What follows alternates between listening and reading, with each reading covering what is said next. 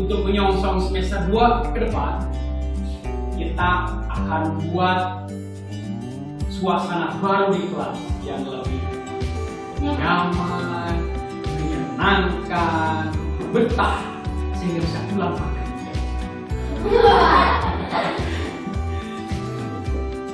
Ataukah kalian ingin merasakan suasana kelas belajar yang membosankan, membingungkan, bikin cepat pulang, tidak betah? Tidak ya? Apa yang kalian inginkan selama belajar dengan Bapak di kelas? Pertama, bersih. Dari siswa? Bersih, apalagi? Nyaman.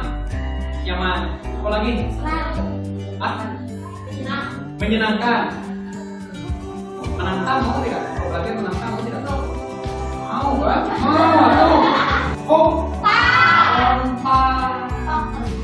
Nah, hari ini sebelum kita masuk ke semester 2, kita akan buat apa yang kalian inginkan, harapkan nanti selama pembelajaran dengan Bapak atau dengan Ibu guru yang lain di kelas ini. Dan nanti harapan-harapan yang kalian tulis di sini kita akan tempel di depan kelas dan kita sepakati bersama untuk dilaksanakan, dan itu kita akan lakukan setiap waktu sampai kapanpun. Dan mudah-mudahan nanti akan menjadi kebiasaan baik atau budaya positif. Apa yang sebenarnya kalian inginkan selama pembelajaran itu? Misalkan, Bima sudah guru yang baik, Pak. Nah, berarti harus saling menghargai teman. Itu kalimat nate. Pak, kamu terus di kelas kepala baik.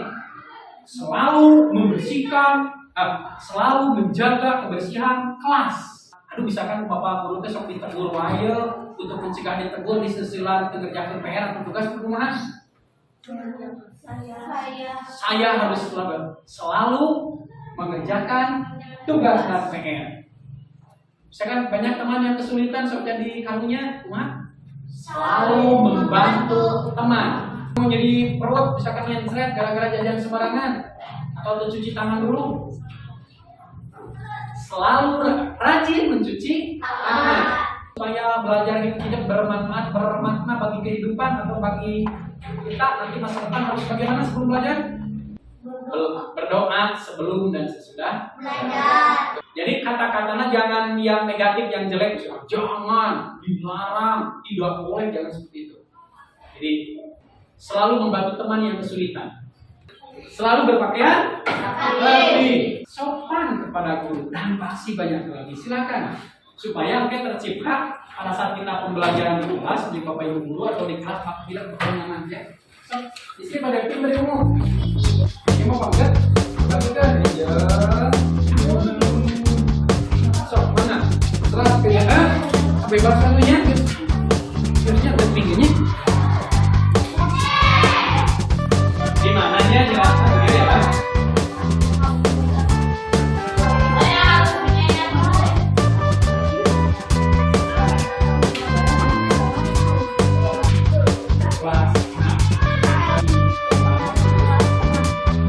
Siapa yang sudah tempelkan di depan sini lagi? Enggak. Saya harus mengerti di sini. Jalan.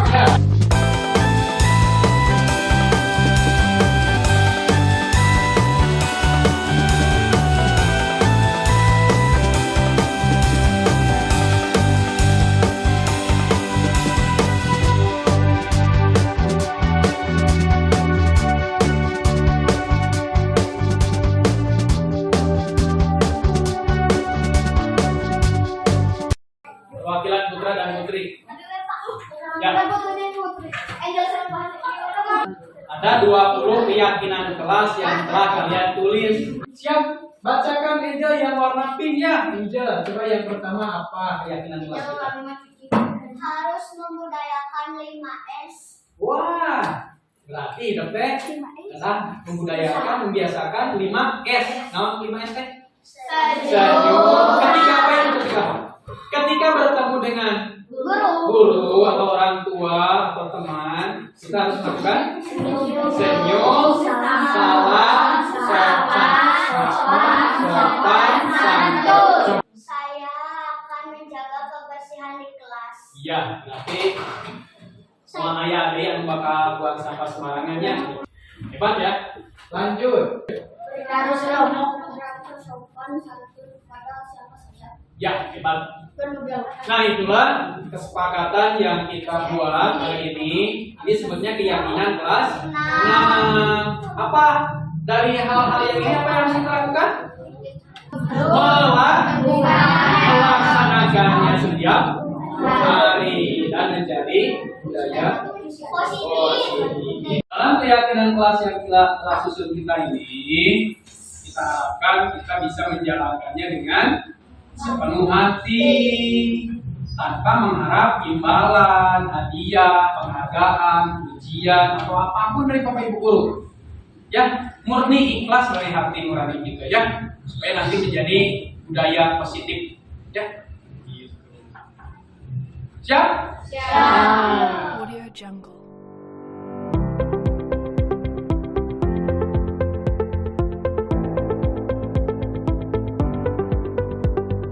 Audio Jungle. Audio Jungle.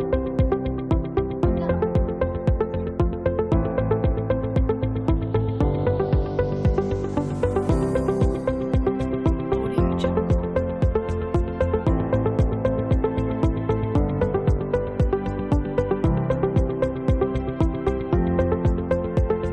Jungle. Nah, salah satu yang membuat Bapak berkesan di SDN Patiso ini yaitu kebiasaan-kebiasaan yang baik yang selama ini lakukan bersama Bapak Ibu guru. Salah satunya berbicara dengan sopan dan santun, juga rengkuh. Nah, upami pepenak sering Bapak Ibu guru biasanya hidup sok punten gitu ya.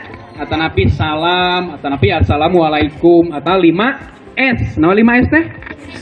Senyum, sapa, salam, sopan, santun. Nah, itu semua sudah tidak lagi disuruh-suruh lagi ya, sudah pasti dilaksanakan. Yang awalnya kesepakatan kita dan akhirnya menjadi kebiasaan dan jadi budaya kita, itu 5S.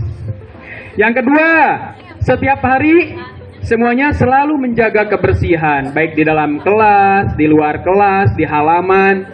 Itu awalnya memang hasil kesepakatan kelas kita ya, sekolah kita dengan Bapak Ibu guru agar suasana sekolah kita ini tercipta nyaman, bersih, indah. Makanya oleh kita setiap ada sampah atau rumput selalu diambil. Nah, pada awalnya mungkin terpaksa ya, dan pada akhirnya menjadi kebiasaan dan akhirnya menjadi budaya. Budaya itu naon? Kebiasaan-kebiasaan, sikap-sikap yang baik yang menjadi kebiasaan, tidak usah disuruh. Nah, perilaku-perilaku tadi termasuk kebiasaan-kebiasaan yang baik atau disebut juga budaya positif.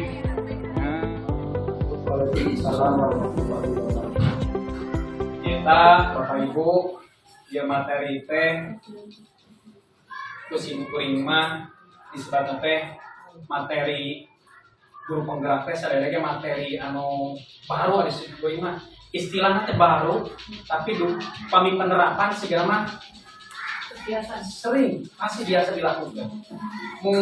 Sok jantan pertama teh nah namanya ayeuna gitu ya filosofi Ki Hajar Dewantara teh digemor-gemorna, diangkat kembali, dikulik dulu, mereka belajar betul-betul ayeuna gitu maksudnya sanes di kapungkur, di kapungkur mah tuturi handayang ya keras. Ternyata digali mah filosofi pendidikan menurut Ki Hajar Dewantara itu seueur Pak sareng cocok sareng Indonesia. Kurang kawitan pokok permasalahan mah materi mah nyata tentang budaya positif. Ai budaya teh mangrupikeun kebiasaan yang awalnya hasil tina aturan kesepakatan karena itu hal yang baik membuat aman, nyaman, kondusif dan menyenangkan terutama di sekolah bagi siswa dan bagi keluarga besar gitu ya. Personil Bapak Ibu guru. Tah anu kawitna peraturan tertulis atau kesepakatan nu akhirna jantan kebiasaan atau disebutna budaya. positif, berarti kebiasaan anu sae positif.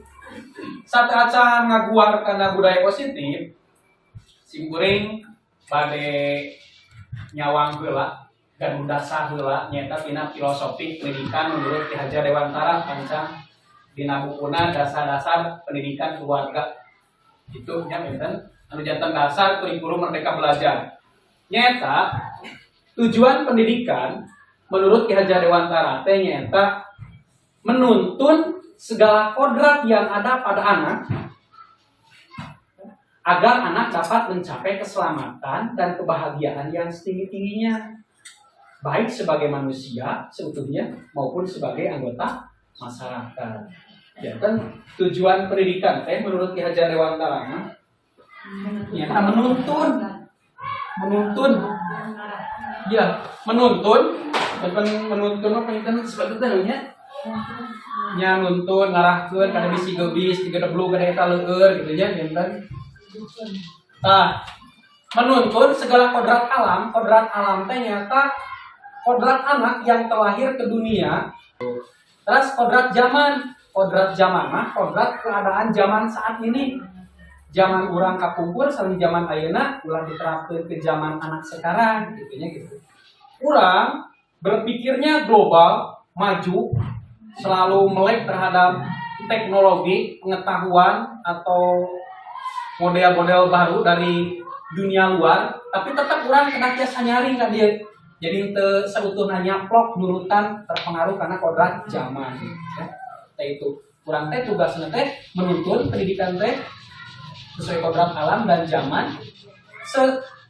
Apa tujuannya? Untuk mencapai keselamatan dan kebahagiaan yang setinggi-tingginya, terutama ya, untuk mencapai kata anak didik nanti setelah lulus nanti, setelah keberhasilan tercapai teh mencapai keselamatan dan kebahagiaan yang setinggi-tingginya, baik sebagai manusia bisa membawa dirinya ya, maupun sebagai anggota masyarakat. Itu tentang konsep makna atau tujuan pendidikan menurut Ki Hajar Dewantara. Selanjutnya,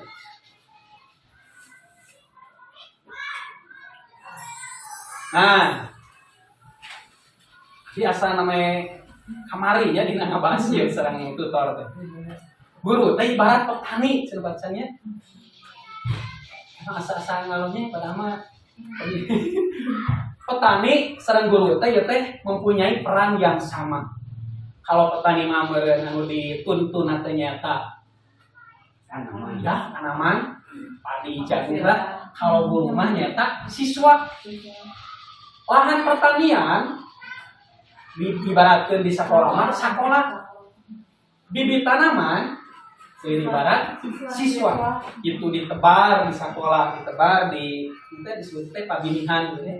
Itu sama. Nah, petani dan guru itu perannya hanya menuntun, tidak bisa merubah kodrat si bibit tadi. Misalkan padi diolah dituntun jadi jagung, nggak mungkin ya. Padi yang ditanam pasti hasilnya akan jadi padi. Tapi hasilnya kayak si padi teh atau jagung lah bakal beda-beda hasilnya teh. Tergantung anu ngolahna anu menuntunnya. Misalkan petani ieu lamun taneuhna nya sing sae dina tanahna sing anu subur, upami siswa beureun sakolana anu nyaman, kondusif gitunya menunjang. Terus pencahayaan mataharina, pengaturan airna anu stabil, lamun aya hama dibersihan, disemprot, kami pala dikoret, sami itu ge dituntun siswa oge. Lamun anu melanggar aturan, dibina, dibimbing, tapi tidak menjatuhkan gitu nya. Upami aya anu potensina sae nya kurang dikembangkeun, dibimbing, sami peranna teh. Anu akhirna teh menghasilkan padi yang unggul jika dituntun oleh petani tadi dengan memperhatikan ini nih kesuburan tanah, air, suhu, sinar matahari, hama yang menyiangi rumput gitu ya. Nanti pasti otomatis hasil padi nage bakal menghasilkan padi anu berkualitas, panen anu cekil. Sami jalani oge barudak engke teh. Tapi urang teu tiasa ngarobah kodrat budak ya. Tapi tetap misalkan kodrat potensi nate dalam diri nate pinaoneun gitu kan, jantan di dieu. Liri barat ieu cenah. Bibit unggul, anak yang cerdas, tapi dibimbing ku guru anu kirang maksimal, ya, pasti hasilnya bakal kirang maksimal nya. Jagong nate bibit nate unggul, pas dipelak nate di tanah anu kurang subur, maka gitu. Karek tetet bisa kurang kecil. Tapi anu bibit anu kurang unggul, tapi aku di nanang-nanangnya dirawat, insya Allah hasilnya bakal saya. Terus dalam prinsip Ki Hajar Dewantara, anak yang terlahir ke alam dunia teh tidak sependapat jika anak terlahir itu bagaikan kertas putih, atau disebut teh menolak teori tabula rasa. Jadi menurut Ki Hajar Dewantara, fitrah anak terlahir ke dunia itu seperti kertas yang sudah ditulis lengkap, baik dan buruknya, potensinya, tetapi masih buram, pasti kena buram ngelemeng. Jadi kalau teh potensi itu terus di pinuhan, potensi baik dan buruk nate. Nah, guru tugasnya apa? Menebalkan yang positifnya dan mencoba mengurangi atau memburamkan yang makin buram yang potensi negatifnya. Dan tepat upami kesuksesan anak bisa jadi dokter, bisa jadi guru atau penjabat gara-gara guru. Itu tepat. Oke, itu menurut teori konvergensi, ya. Teori bahwa anak terlahir bagaikan kertas putih yang sudah diisi tulisan yang sangat lengkap, berisi potensi baik dan buruk. Guru tugasnya hanya menebalkan, menuntun. Makanya dina prinsip Ki Hajar Dewantara mah guru teh tugasna teh mengemong teh sistem among, jadi kurang teh berhamba ke siswa, bukan duduk gitu. Ya, membimbing, mengemong, itu sistem among dengan apa? Dengan slogan yang sudah terkenal yaitu Ingarso Sung Tulodok dari Ki Hajar Dewantara teh. Di depan memberikan teladan. Kemudian ing madia mangun karso, di tengah memberikan semangat, dan di belakang Tuturi Handayani, di belakang memberi motivasi dorongan. Ras, lajeng pemimpin Munarus langsung angkat tangan. Mudah-mudahan mau besar. Nah, tugas guru teh tadi teh menuntun kodrat anak, baik kodrat alam maupun kodrat zaman, ya, untuk mencapai kebahagiaan dan keselamatan yang setinggi-tingginya, sehingga menjadi manusia dan menjadi anggota masyarakat. Tidak cukup dengan pengetahuan, keterampilan dan sikap, tapi dibutuhkan budi pekerti. Dari mana ini berasalnya? Yaitu dari kultur sosial atau dari kodrat alam anak. Makanya dalam kurikulum Merdeka Belajar, karena dina pembelajaran teh cenah kena diselapkan kebiasaan-kebiasaan atau budaya-budaya positif yang biasa ada di lingkungan setempat. Misalkan permainan tradisional kena dijadikan kena metode pembelajaran di kelas, saudara. Itu kita dina sambil diterapkan dikaitkan dengan mata pelajaran teh kita dikuatkan oleh guru teh, misalkan namanya sonda repet jengkol namanya. Nah, kita hanya sekedar ice breaking saja. Tapi tuh anak-anak coba pelajaran apa yang dapat diambil dari perepet jengkol atau napi congkak atau apa? Nah, kerjasama, kekompakan gitu. Nah itu ini untuk menangkal budaya-budaya dari kodrat zaman, ya, kepada siswa dengan cara mengaplikasikan budaya kultur sosial setempat dalam proses pembelajaran. Apalagi sekarang ada pembelajaran proyek dari Sabtu, bisa dikemas dalam budaya kultur atau dalam bentuk permainan, gitu ya, digabungkan. Karena dari budi pekerti ini, budi pekerti ini adalah perpaduan antara gerak pikiran, perasaan dan kehendak atau kemauan sehingga menimbulkan tenaga bagi anak. tenaga untuk menyaring, tenaga untuk mengontrol diri ya, dari pengaruh negatif, gitu. Sehingga akan tumbuh dalam diri anak itu cipta kognitif, kemudian karsa afektif sikap, dan karya psikomotor. Jadi prinsip Yahya Dewantara dari budi pekerti ini tina kodrat alam itu penangka kodrat zaman itu sudah ada dalam kurikulum sebelumnya, yaitu kognitif afektif psikomotor. Budi pekerti melatih anak untuk memiliki kesadaran diri yang utuh untuk menjadi dirinya, atau kemerdekaan diri dan kemerdekaan orang lain. Kapangker orang kadang bertanya, nah si kurikulum merdeka teh anak diberikan kemerdekaan kebebasan untuk belajar dengan gaya masing-masing atau gaya saraosna itu guru ge sami bebas. Ternyata bukan itu Panca. Dalam hal ini Panca wanya kayaknya Pak Pengawas namun nyarios kayaknya jadi dekat Refleks kan teh. akrab ya. Akrab. Jadi dalam proses pembelajaran siswa diberikan kebebasan untuk bergerak melalui gaya permainan yang setempat gitu ya, sesuai etnis kulturnya di tempat anak ada.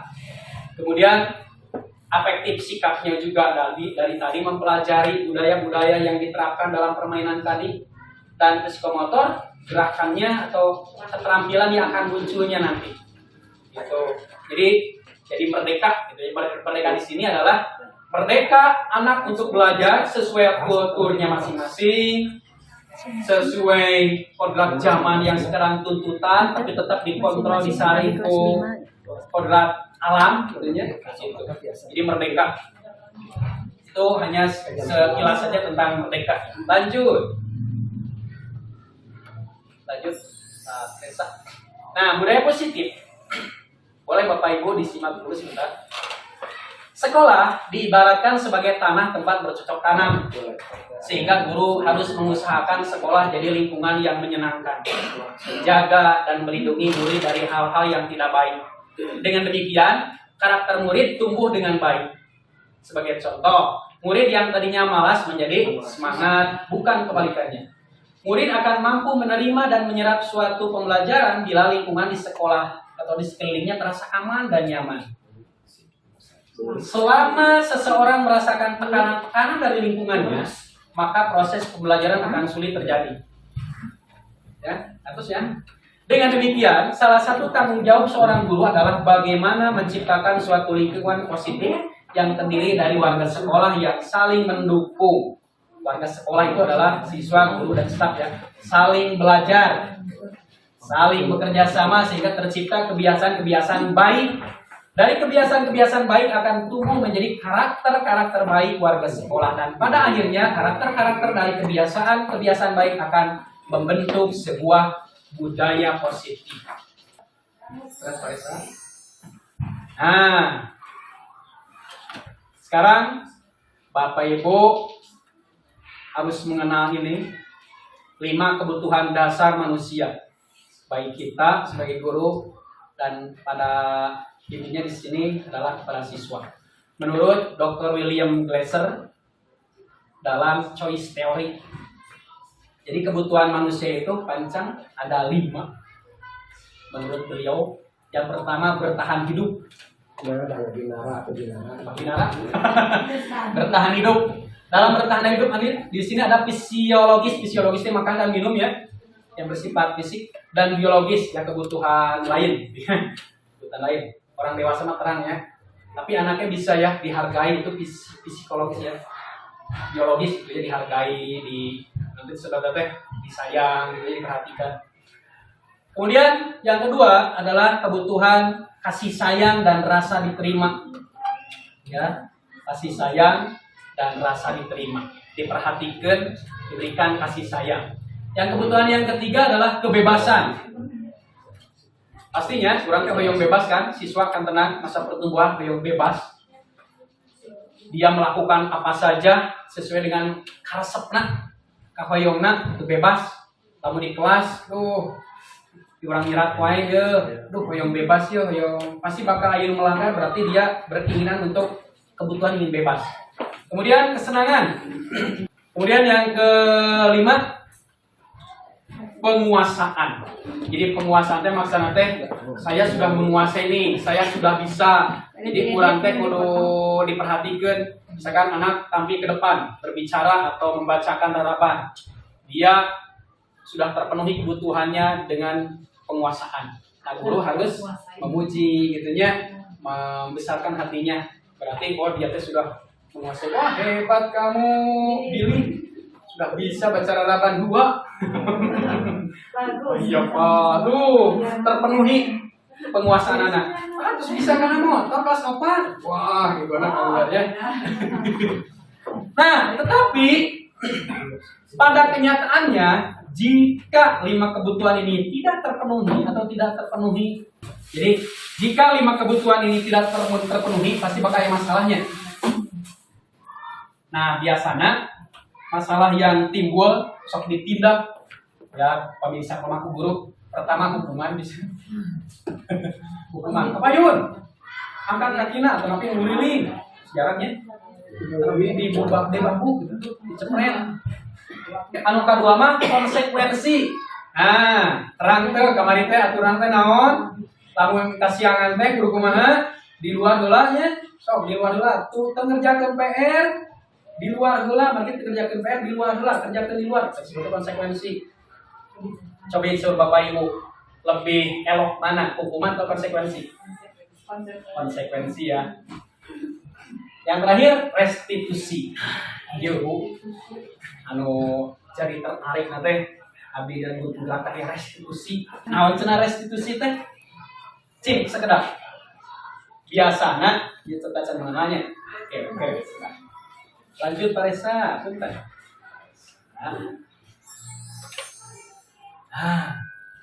Hukuman, konsekuensi, dan restitusi. So, simak terus terangnya. Hukuman mah lu tengah dadak-dadak nya. Anu teu direncanakeun ya pancanya hukuman mah nya.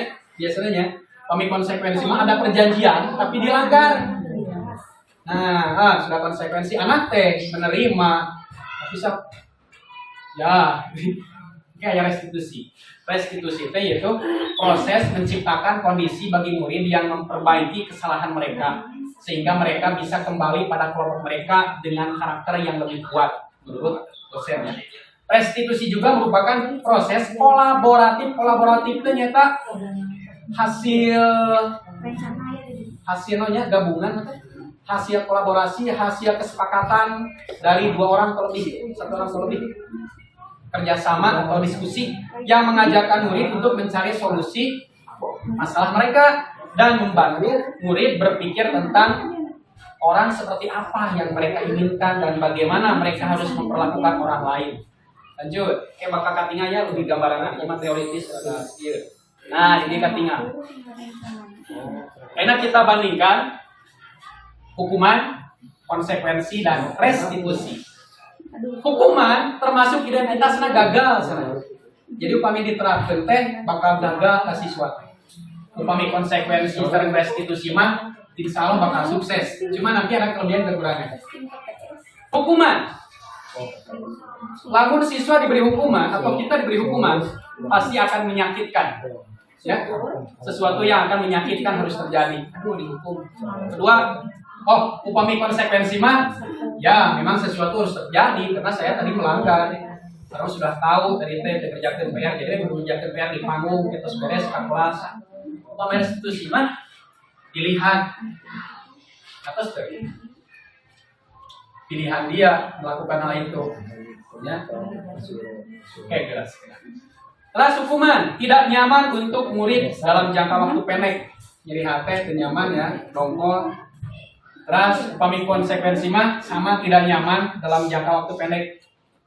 Di dege meskipun tos konsekuensi tapi nabi terawas gitu. Terus kalau restitusi mah menguatkan untuk murid dalam jangka waktu yang panjang. Jadi emang kita siswa nanti diajak ngobrol, ya, diajak ngobrol seperti manajer. Kemudian hukuman, korban mendapatkan keadilan. Korban mendapatkan keadilan yang pelaku hukuman dan malu. Kalau konsekuensi, korban bisa diabaikan. karena ya sudah konsekuensinya. Kalau ini korban mendapat ganti. Gimana mendapat ganti? Bahkan diganti rugi ke orang yang melakukan. Kan? Tapi sama-sama baik. Nah, dia bertanggung jawab, ya. Si pelakunya bertanggung jawab.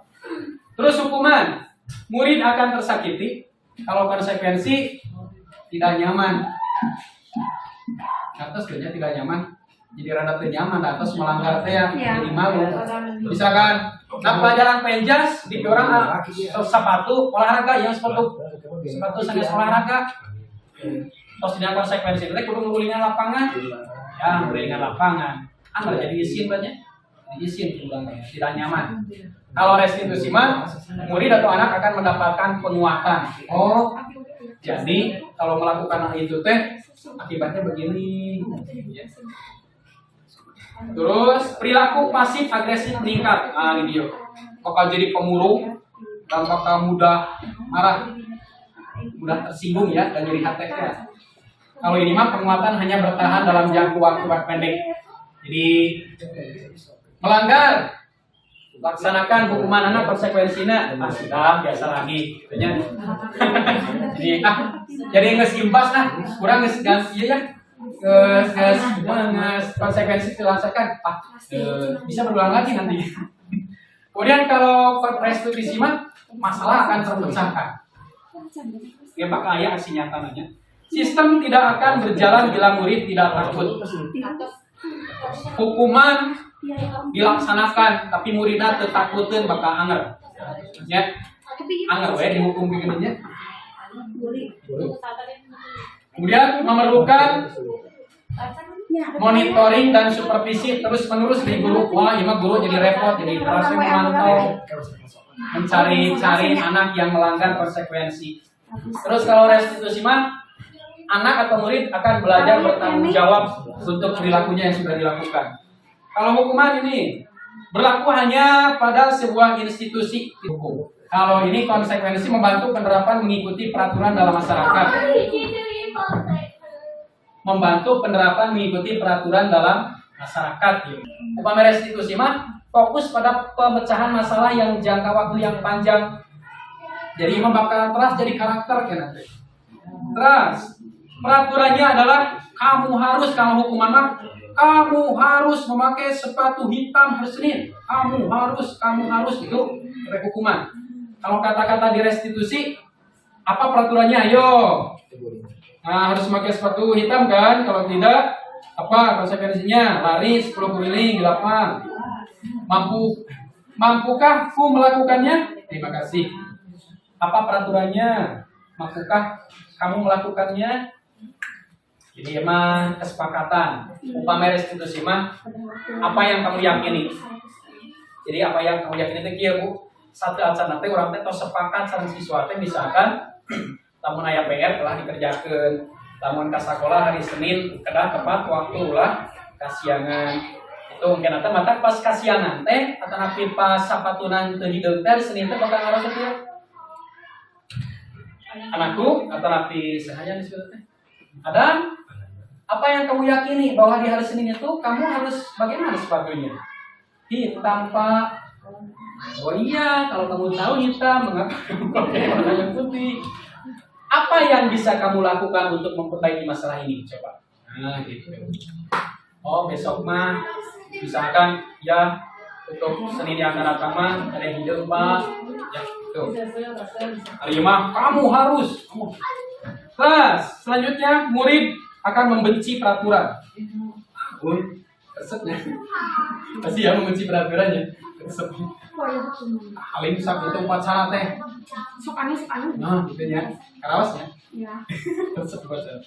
Terus murid akan menghormati peraturan tahun ini. Betul ya, menghormati peraturan meskipun terpaksa, tidak terpaksa, karena ada hukuman, karena ada konsekuensi, ya mengikuti peraturan. Tapi kadang bakal melanggar. Kalau restitusi mah, murid menghormati dirinya dan orang lain. Akan menghargai orang lain, karena orang lain memakai sepatu hitam, masa kita tidak. Terus sudah kesepakatan, ya akan menghormati dirinya dan orang lain. Kemudian kalau hukuman itu negatif bagi anak, kalau ini netral teh dah sepakat ya konsekuensi ya. Kalau ini positif, karena sudah tumbuh dari dalam diri, bahwa kita sudah sepakat demi keamanan, kenyamanan, kekompakan harus memakai sepatu warna hitam. Terus kata-katanya nih dalam hukuman, awas kalau dilakukan lagi ya nanti. Kata-kata di dalam hukuman lagi ya. Tegas. Awas, jenal. Sok kalau pakai sepatu hidung, kalau dilumpatkan. Kalau ini lakukan apa yang saya katakan. Lakukan apa yang saya katakan sini demi konsekuensi. Kalau ini, apakah hal ini yang sesungguhnya kamu lakukan? Apa hal ini yang sesungguhnya ingin kamu lakukan? Emang? Nah, Adam, emang anu dipikir hoyong teh acung sepatu teh anu hidung? Gitu ya? Bukan, Pak. Habisnya sih anu orang hidung, kayak gitu ya. Memberikan penegasan terhadap pelanggaran yang dia lakukan. Nah, kemudian kalau hukuman itu paksaan sifatnya, kalau ini stimulus respon dari konsekuensi, kalau ini teori kontrol dalam diri. Kemudian ini mendorong untuk menyalahkan diri sendiri, ini mendorong patuhan terhadap aturan konsekuensi, dan ini mendorong untuk disiplin positif. Kalau ini konsep dirinya buruk, kalau ini konsep diri baik juga ini kuat yang lahir dari dalam diri. Lanjut. Tanya nih Mas. Lanjut Tarisa. Wah masih banyak. Identitas gagal, identitas sukses. Kalau hukuman identitasnya gagal, kalau sukses itu konsekuensi dan restitusi. Hukuman. Jadi hukuman. Anak atau belajar menyembunyikan kesalahan. Sebenarnya akhirnya tes so baik di depan kitanya, di belakang masuk pelanggar. Karaos suami. Soalnya Abi paling sering ngelakukan dia. Pasti sih rasanya. Kalau ini anak atau siswa belajar taat aturan kalau ini. Jadi emang lebihnya daripada ini. Ini murid belajar memecahkan masalah. Wah dia lebih konstruktif ya, konstruktif. Sesuai dengan anak zaman sekarang.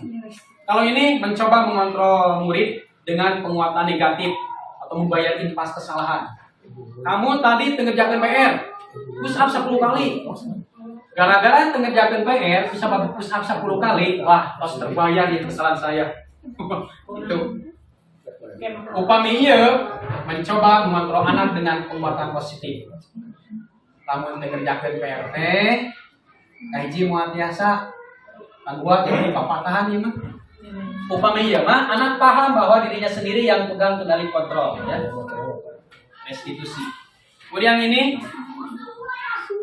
dampak pada murid jika hukuman apa? Marah, merasa bersalah, rendah diri, bahkan mengasingkan diri jadi pemurung, jadi segala syirik salah. Kalau konsekuensi kehilangan hak karena sudah diatur-atur tadi konsekuensi. Kedua, waktu jeda seorang ya jadi diambil haknya teh ya. Kebebasannya agak diambil konsekuensi aturan tadi dan agak tertahan gitu. Jadi terbebas. Upami di dia murid tidak kehilangan waktu namun semangat untuk memperbaiki diri. Pakai contoh apa? Ya secara teori tiba-tiba tidak diharapkan sangat melukai. Jadi hukuman mah sifatnya tiba-tiba. Iya di Bapak. Tiba-tiba disangka-sangka kan gara-gara orang melanggar atau melakukan kesalahan langsung dihukum tiba-tiba dan tidak diharapkan. Awalnya tuh diharapkan sudah mau dihukum terus maka melukai. Kalau ini sudah diketahui bakal dan masuk akal, aduh rantai kerjaan PR pasti bakal dipiwaran dikerjakan lah dia di panggungnya. Makanya essay gitu biasa. Kalau restitusi berupa undangan untuk mengadakan restitusi, bakal dipanggil ke bapak ibu guru. Ayah ke sarana kan. Kalau hukuman dibuat guru, kalau konsekuensi dibuat guru dan murid kesepakatan di kelas, aturannya. Kalau di tahun pelajaran pertama gini sama ada peraturan kelasnya, iya konsekuensi. Kalau restitusi dibuat oleh anak sendiri nanti. Kalau hukuman menyakitkan, guru menjalani konsekuensi dengan menyalahkan, mengkritik, menyindir dan merendahkan. Kalau dalam konsekuensi membantu guru menyatakan peraturan, yo kemarin teh kumaha coba aturan teh, ya kamu melanggar, jangan dibalikkan karena kamari peraturan. Upami kon restitusi mah menguatkan. Apa yang kamu yakini? Coba. Misalkan ada ngerjakeun PR. Apa keyakinan kita? Harus rajin belajar dan kumaha? Pamea PR teh kumaha? Nah, awak pernah dikerjakeun, Pak. Pokoknya nahan atuh kunaon, maka diajak ngobrol ya mah. Jadi gaya nanti manajer. Guru menyebutkan keyakinan kelas. Coba apa yang kamu yakini di kelas kita? Kalau ada PR harus bagaimana? Membimbing kerangka acuan berpikir restitusi. Mungkin bakal ayat segitiga restitusi. Lanjut Teresa. Nah, menurut Alpikon, hukuman dan penghargaan. Abdi osok jadi kelas. Masih hadiah permen, kue, bahkan cici sering ya. Udah nyari mata. Masih sering ya. Mengemukakan baik penghargaan maupun hukuman kepada siswa.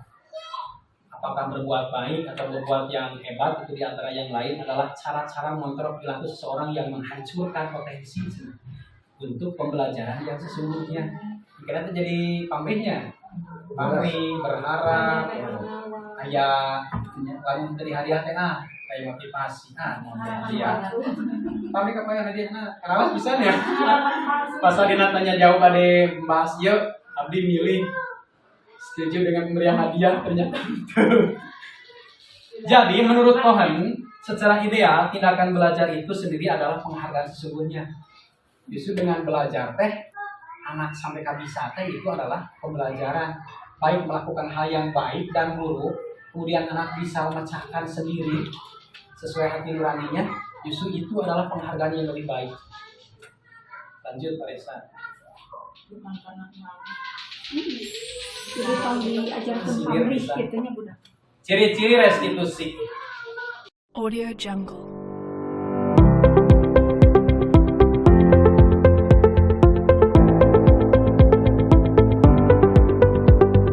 Audio Jungle.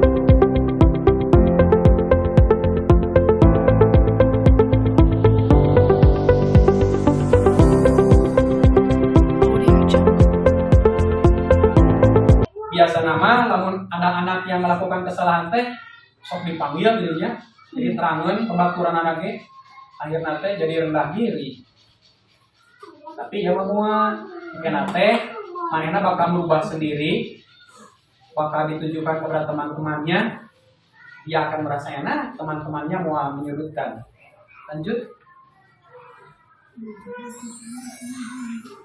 Nah, sini 5 posisi kontrol ya, 5 posisi kontrol yang dilakukan kepada anak. Sini kita akan melihat ada motivasi eksternal, itu motivasi dorongan dari dalam diri, dari luar anak untuk memperbaiki diri. Kalau internal dari dalam dirinya. Ini identitas gagal apa? Yaitu perilaku kontrol dari guru itu sebagai penghukum dan membuat merasa bersalah pada anak. Misalkan guru berbuat begitu. Penghukum, menghardi.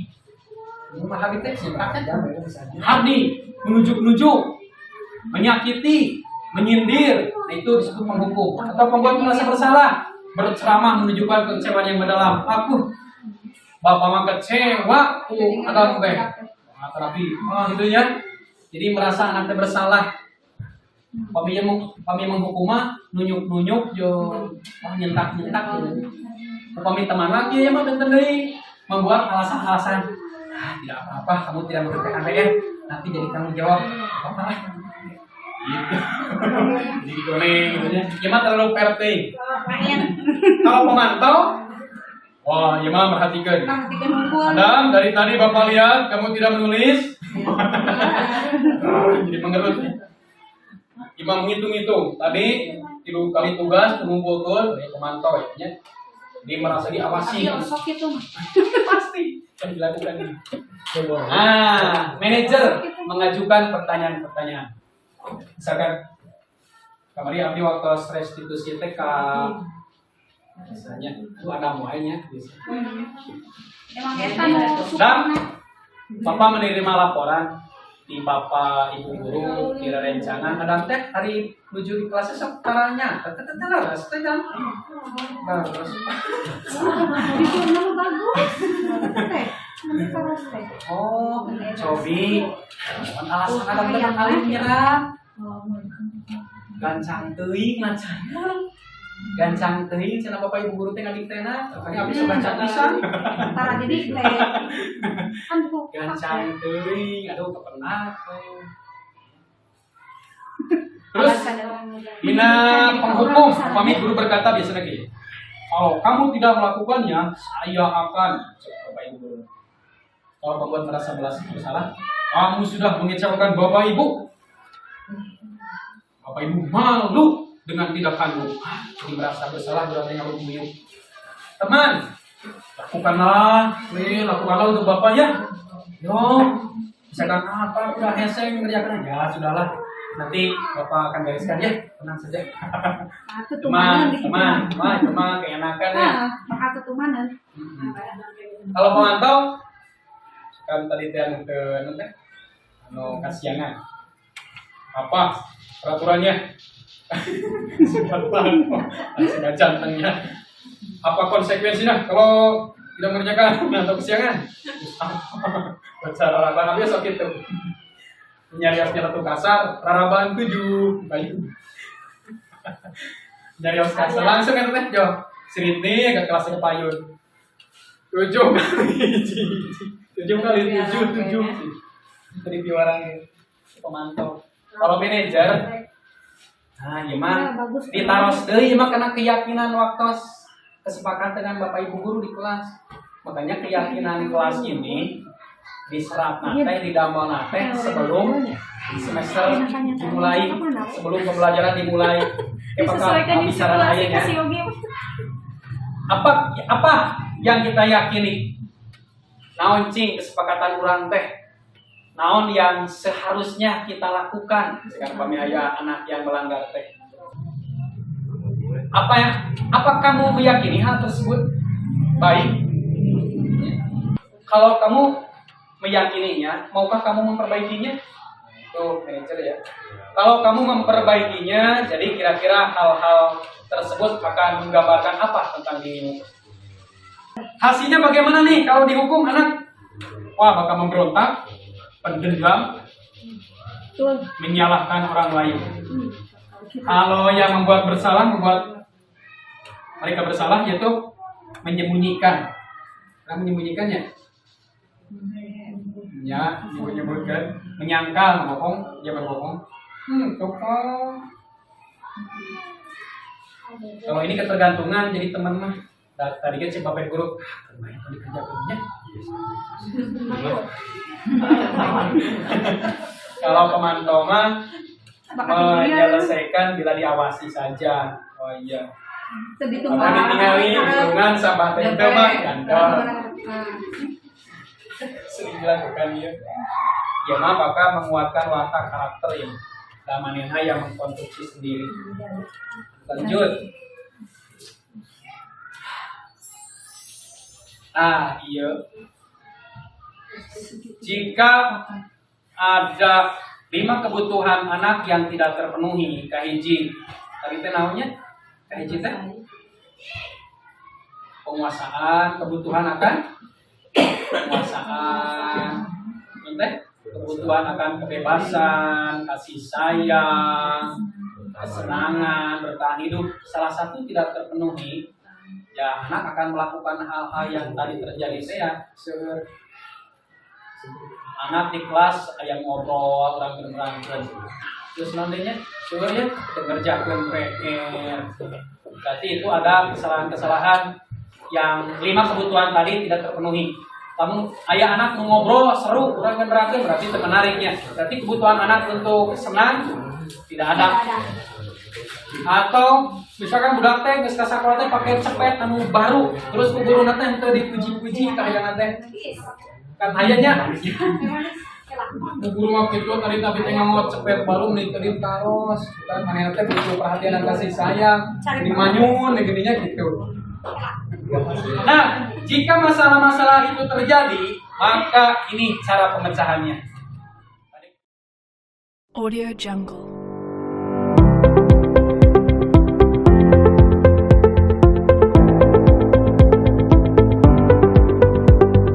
Audio Jungle.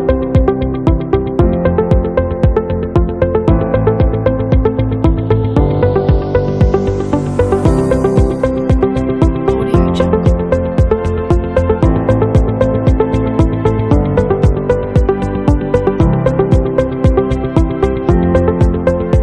Audio Jungle.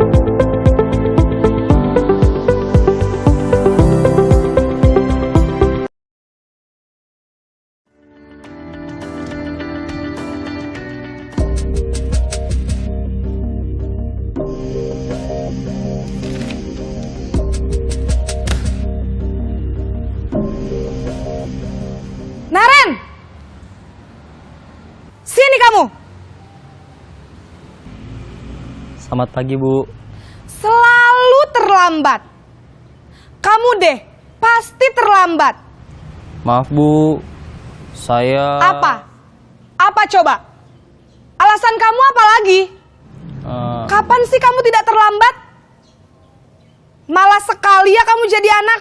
saya... Dasar pemalas. Gak kapok-kapok sih kamu. Sudah berapa kali terlambat? Sana, kamu keliling lapangan basket 2 kali. Kenapa saya harus keliling lapangan basket, Bu? Kenapa? Kamu mau lawan ibu? Berani-beraninya jawab. Sudah terlambat, masih berani jawab pula. Sekarang, keliling lapangan basket 5 kali sekalian. Biar kapok. Cepat. Pergi sana ke lapangan basket.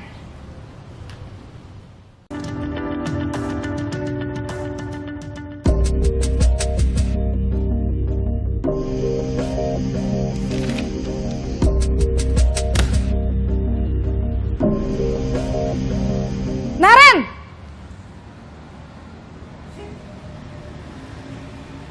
Selamat pagi, Bu. Naren. Kamu kenapa terlambat lagi, nak? Ya Tuhan, Naren.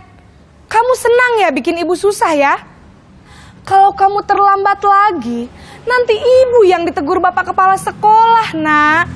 Disangka ibu tidak bisa membina kamu. Duh, gimana ini? Maaf, Bu. Duh, Gusti Naren. Kamu suka ya kalau ibu ditegur bapak kepala sekolah? Terus, sekarang ibu harus tulis apa ini di buku absen? Ini kamu sudah sering terlambat loh. Ibu harus apa coba? Maaf, Bu. Maaf sekali. Ya sudah, lain kali jangan bikin ibu susah lagi ya, nak ya. Ibu tidak akan kuat lagi kalau kamu begini terus. Bisa jantungan kalau ibu ditegur bapak kepala sekolah. Sana cepat ke kelas. Maaf ya, Bu. Maaf sekali.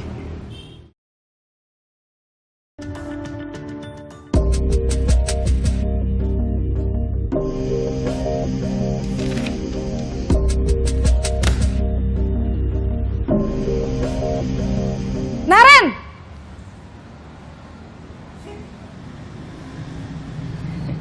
Selamat pagi, Bu. Wah, sudah jam berapa ini, nak? Terlambat lagi ya, sayang. Iya, Bu.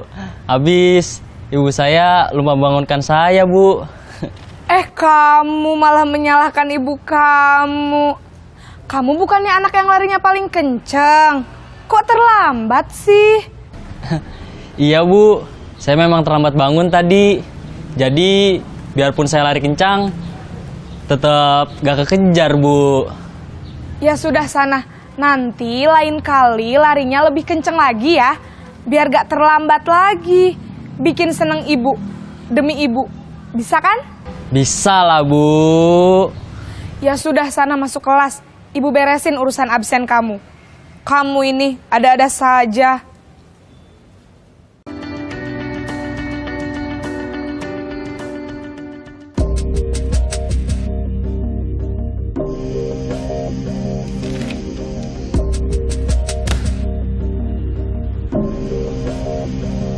Naren!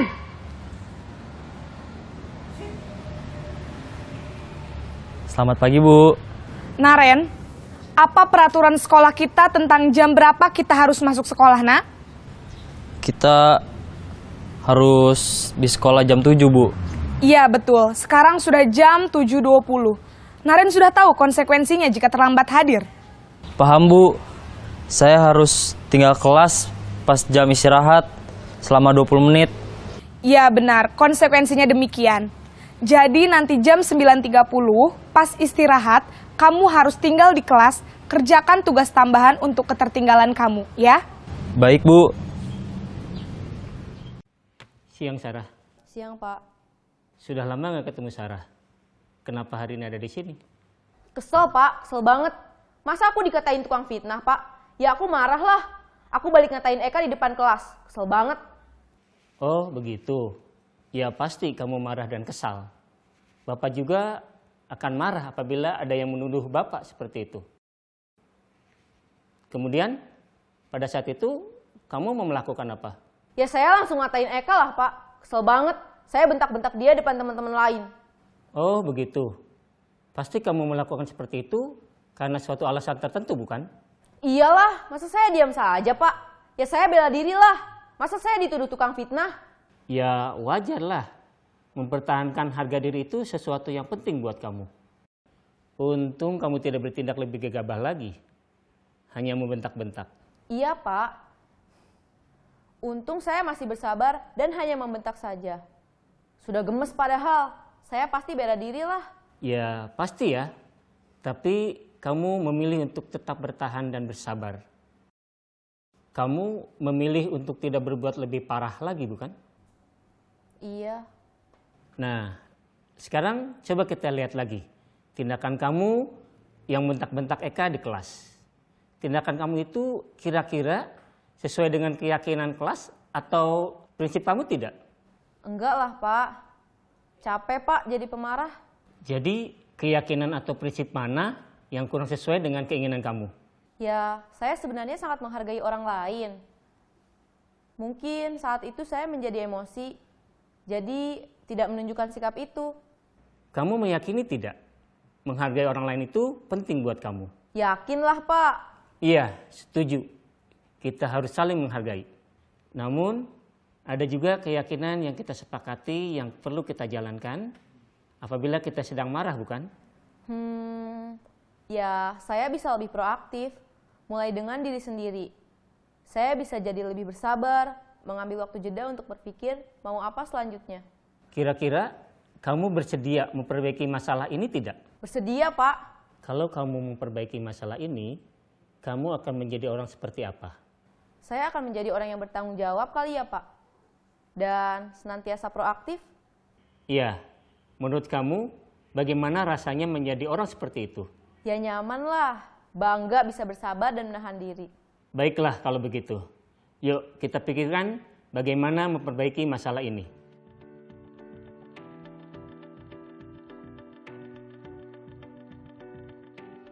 Audio Jungle.